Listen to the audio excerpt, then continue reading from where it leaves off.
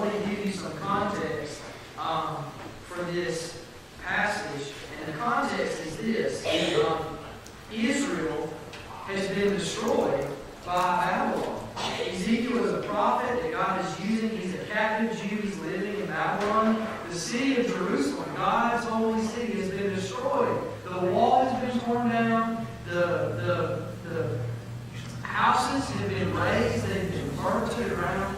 The people have been killed by the sword. And many of them have been taken captive and gone into Babylon. Why is this? Because the book of Ezekiel is about how wicked the people of Israel have become. Listen to this excerpt from Ezekiel chapter 5, verses 7 through 9. This gives you a good overview. Therefore, this is what the Lord God says.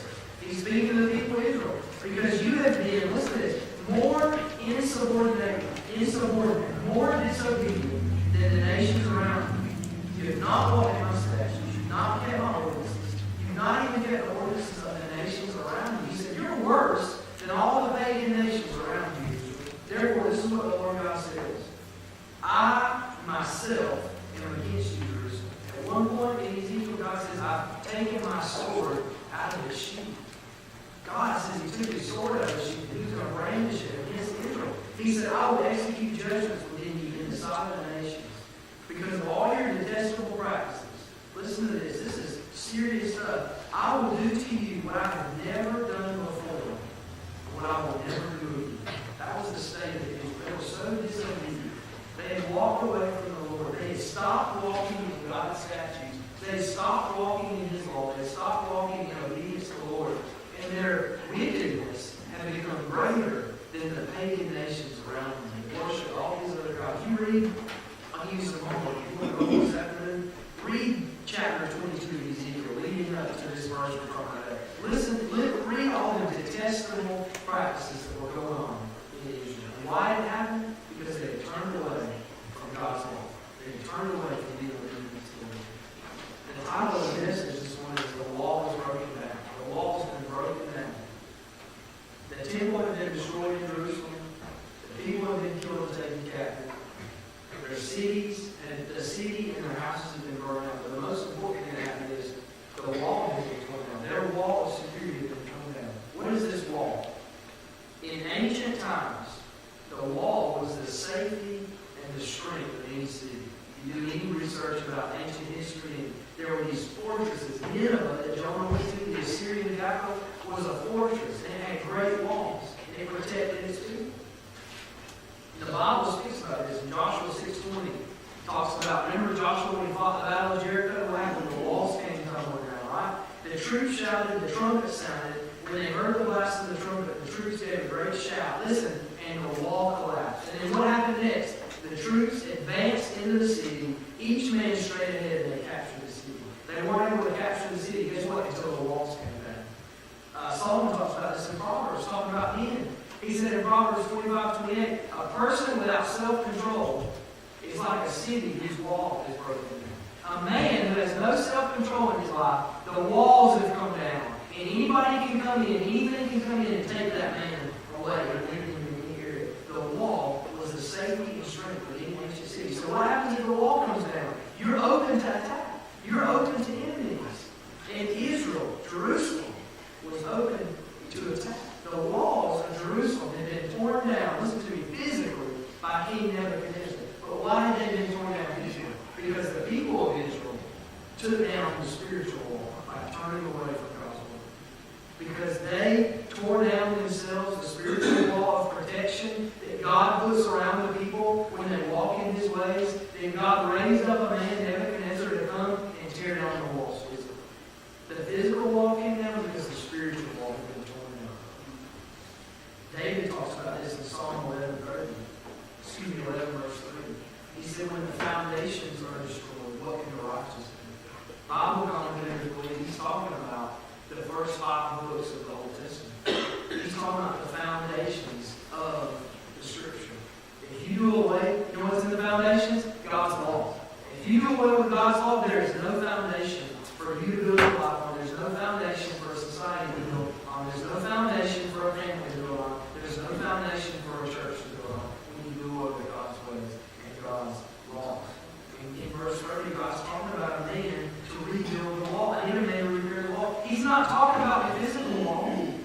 talking about the spiritual law that once existed around the nation of Israel. And when he's looking, he's not just looking for any man, because there were some righteous men. What he's talking about in this chapter previously, he's talking about the leadership of Israel. He's talking about the nobles. He's talking about the priests. He's talking about the prophets. All of them had become wicked. He said, I just want one man. I'm just looking for one man to help repair the law and stand in the gap. Albert Barnes, the Bible commentator, said this about that Psalm 11:3, when the foundations are destroyed. He said, foundations are those things on which a society rests. And I'm not here this morning to preach about the United States of America. But in context, I want to talk about our society that we live in. And the society we live in is the United States of America. And what is its foundations? We were established as one nation under God, right? And we were established based on God's law. But we're turning away from those things. We're turning away from those things in our family. What was the foundation that the nation of Israel was built on? God's law. To obey God and to walk in His ways. God tells the people of Israel in Exodus chapter 19, verses 5 and 6. For the sake of time, I won't read it, I'll just paraphrase. He said, listen, if you will carefully follow my law, you will be my people, and you will be a witness to all the nations around you. And you'll be blessed and you'll prosper. But if you turn aside from them, then curses will come upon you, and you will receive judgments. That's the whole reason why He chose Israel. There wasn't anything special about those people. Just like there's nothing special about us. God said, I want to choose you as a nation, listen, to be a kingdom of priests, to bring my glory to all the world and all the nations around you. Do you know, it says that in the Old Testament? You know, Peter says the same thing in 1 Peter. He says, you are a royal priesthood, you're a holy possession, you're to be a kingdom of priests. But what happens? How do we do that? By walking in God's ways and obeying His word.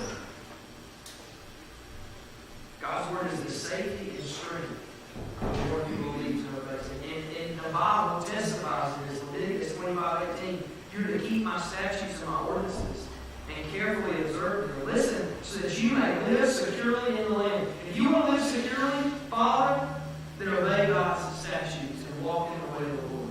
If you want your family to live securely, then obey God's statutes. 2 Samuel 22:31, God, His way is perfect. The word of the Lord is pure. He is a shield to all who take refuge in Him. Proverbs 14:26, in the fear of the Lord, that means walking in God's ways, loving Him and obeying Him. In the fear of the Lord, one has strong confidence, and his children have a refuge. There is safety in obeying God's word. So the wall, listen to me, the wall, we're not talking about a physical wall. We're not talking about mortar and stone. The wall that God is talking about rebuilding is the fear of the Lord among any people, among any society, among any nation.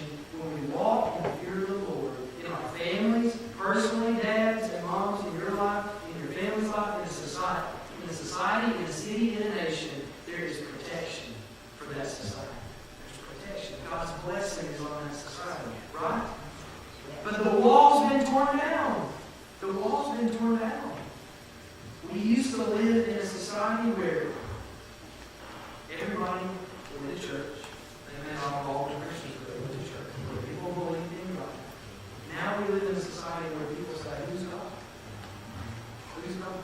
We live in a society where people are trying to get rid of God. You know why? If you can get rid of God, you get rid of the lawgiver.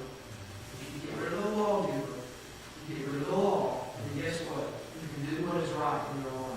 Which is the heart of sin. That's what we want to do. We want to do what's right in our lives. The wall's been torn down.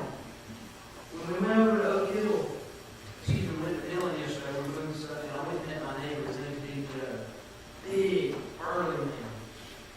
He's in his 50s. He was encouraging me. He said, I'm so excited to see you as a young man go to Oak Hill. He said, we're losing people. And it's up to you guys, with my help, to reach this next generation. He said, men, listen to this. He said, men, and I want to kind of shift here and talk to you guys. Men have treated the church like they have treated their families. I said, what do you mean? He said, men have set back, they've stepped away, and they've let their wives take over. What have we done in the church? Men have sat down, they've stepped aside, they've let the women take over in the church. Now, let me tell you something, church.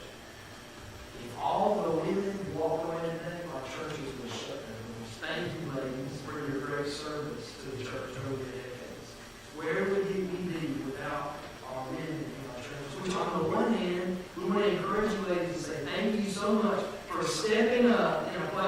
shouldn't have had to. But on the other hand, it's an indictment against men. It's an indictment against the men. Where are the men? Where are the men? They've stepped down off the wall. And it says somebody else can rebuild it. How do we rebuild it? First of all, God says, I'm looking for a man to rebuild it.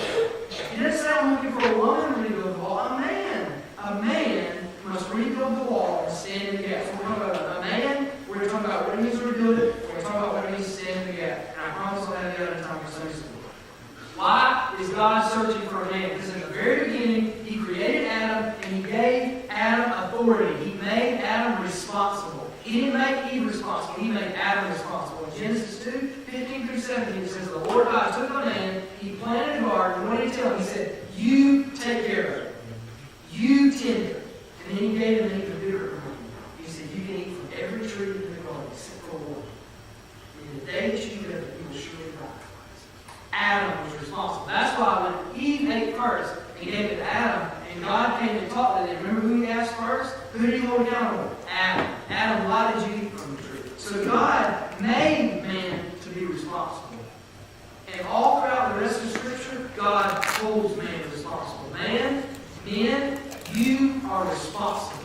You're responsible for your actions. You're responsible for your family. You're responsible for your neighborhood. You're responsible for your city. You're responsible for your church. You're responsible for your nation.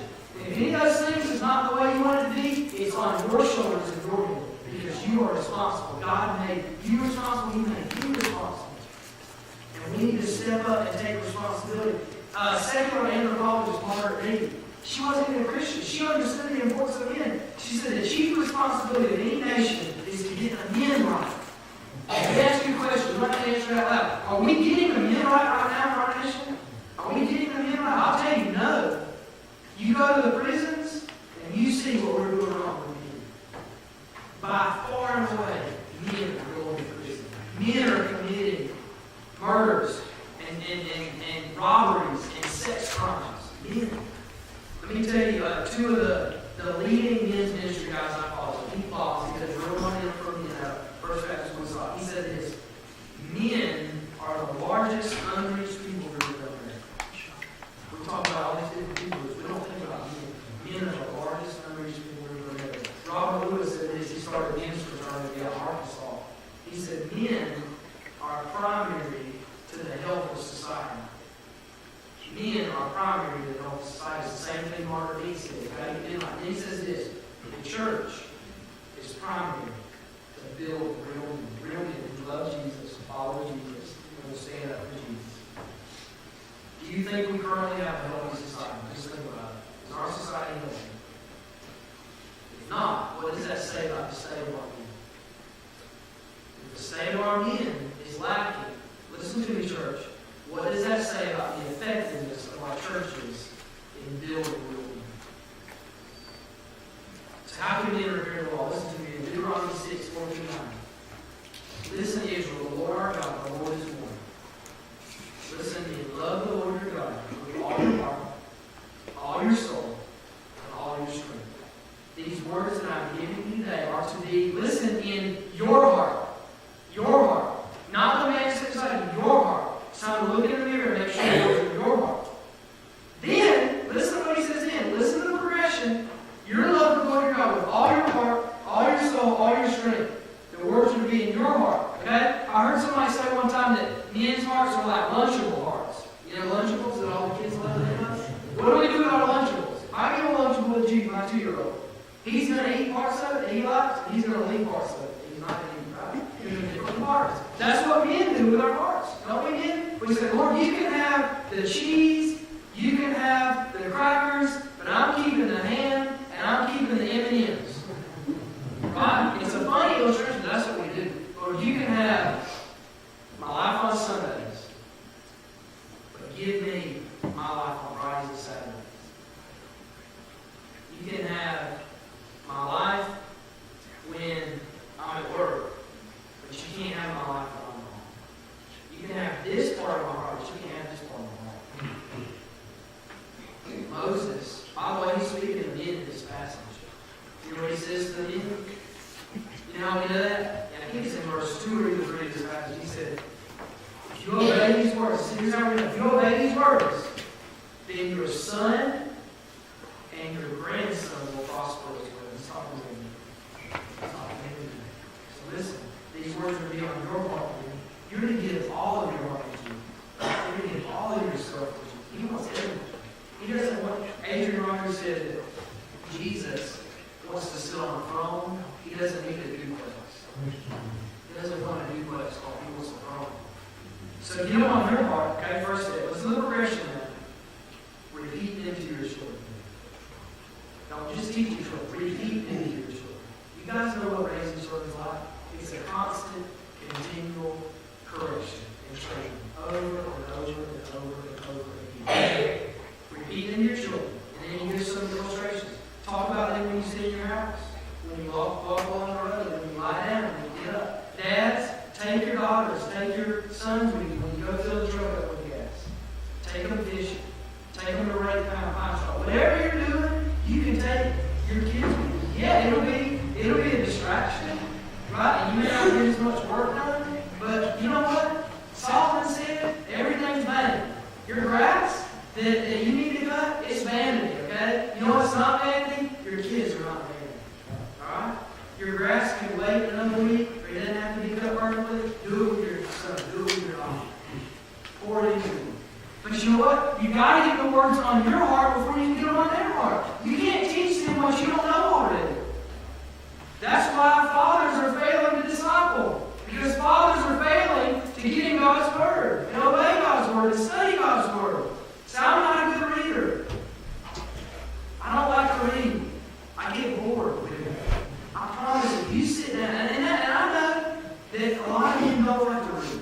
You sit down with your Bible and you say, Lord, I don't like to read, but I know these words are so important for my life and my family's life. Would you please help me to understand these things? And God will. I will help you understand these things. There are many who will stand up and testify and say, I'm not a good reader, but God's Word has changed my life. Because repeat them to your children. Listen to progression. On your heart, teach them to your children. Then this. Bind them as a sign on your hand and let them be a symbol on your forehead. So that when you go out in public, you're known as a man who loves God. Write them on the doorpost of your house. May it be known in your neighborhood that you're a man of God. And write them on your city gates. It takes bold men to go and write the words of God on the city gates. You know who will be able to write things on the city gates? The men who set the men of standing, the men of honor. You know how you can get honor and standing? You don't have to get honor and standing by owning your business. You don't have to get honor and standing by being rich and famous. You trust in the Lord and you obey the Lord. You will be known as a man of honor and standing. And you will have a chance to rock God's world to see this. Church, we need to find ways to build these men. We need men who love the Lord their God, that recognize Jesus as Lord and submit. We need men who love the Lord their God with their all. We need men who will faithfully, patiently, repeatedly teach God's Word to the next generation. And let me tell you one more note on this before we move on. When he says teach it to your children, listen to me, fathers. I'm talking from the youngest fathers to oldest grandfathers. This is for you too. We need to expand that definition a little bit. We live in a broken generation. There are kids who are not your biological kids who need to be trained up in the next generation, who you need to expand it and they need to become your children. You need to keep your eyes and your heart open. I'm not saying you have to go and adopt kids, but you can go and find a young men to bring along with you to do your work that you can train and disciple the way to do this. There are kids out there who need a father, and you can be their spiritual father. If the wall's going to be rebuilt, if we want to see a generation walk in the fear of the Lord, then it must be rebuilt by men who love God, obey His Word, and teach His Word. It's as simple as that. It's just like laying one stone upon another. Love God, obey His Word, and teach His Word. Love God, obey His Word, and teach His Word. I'm not saying you have to teach His Word by standing up here in the pulpit and teaching His Word. You teach His Word through that every day. Go with me, discipleship. Young man, you're not supposed to do this. This is what you're supposed to do. This is how you're supposed to treat a lady. And how can men stand in the gap? So rebuilding the wall means, then you got to submit to Jesus. You got to give your all to Jesus. You got to get the best in His Word. And you got to obey His Word.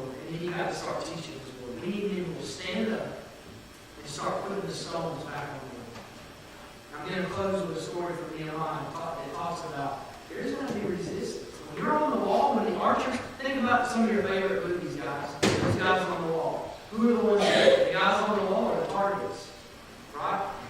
And then he talks about standing in the gap. You know what the gaps in the wall are? They're also called breaches. The breach in the wall. That's where the enemies would pour in. He says, I need a man who stand in the gap. I need brave men who are going to go and plug that hole and fight back the enemy and keep the enemy from coming in. How do we do that, man? How do we go and stand in the hole? How do we go and stand in that breach? The Bible gives a really good example of a man who stood in the gap. Psalm 106:23. God said He would have destroyed the nation of Israel. Listen to this. If not Moses, His chosen one, had not stood before Him in the gap to turn His wrath away from destroying. Let me tell you what this story talks about. It's in Exodus. You can find it in Exodus chapter 32. Moses is up on the mountain. Guess what he's receiving? The law of God to bring back down to the people. He's been up there 40 days, and people are just saying, hey, we really like Moses, but he's probably dead, so we need to do something different. Aaron, go and make us a God that we can worship. So Aaron says, bring me all your gold. He puts the gold in the fire. And according to him, when Moses came back down the mountain and asked, okay, Moses talked to his brother. Listen to what Aaron told him. He said, Moses, I don't know what happened. I threw the gold in the fire, and out jumped the calf. That's exactly what he says. The gold went in the fire, and the calf jumped out. I don't know. It's not my fault. Another man shirking his responsibility. They created the golden calf. God tells Moses, He said, Moses, he's still on the mountain. Moses doesn't know. He said, Moses, your wicked people have turned away from me, and they're worshiping a golden calf. He said, let me destroy them, and I'll make them a great nation. You know what Moses did? He interceded for the people in prayer. He stand in the gap through prayer. He said, Lord, please turn away your anger. Remember your promises to these people. Don't destroy them. And God did. How do we stand in the gap then?